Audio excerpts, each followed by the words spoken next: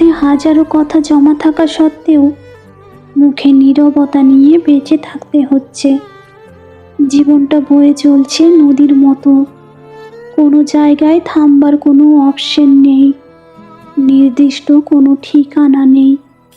ঠিকানা নেই না, ঠিকানা আছে, কিন্তু সমস্ত ঠিকানা, সমস্ত গন্তব্য আজ অজানা হয়ে গেছে। সেই ঠিকানায় গেলে এখন আর কাউকে পাওয়া যায় না, কাউকে দেখা যায় না, কাউকে স্পর্শ করা যায় না, মনের অনুভূতিগুলো কাউকে বোঝানো যায় না, ভালোবাসাগুলো প্রকাশ করা যায় না। বড্ড একা হয়ে গেছি এখন, রাত্রেবেলার একাকী ল্যাম্প পোস্টের মতো, যার আলো সবাই পায়, কিন্তু তাকে আলো দেওয়ার মতো পৃথিবীতে একটা মানুষও নেই।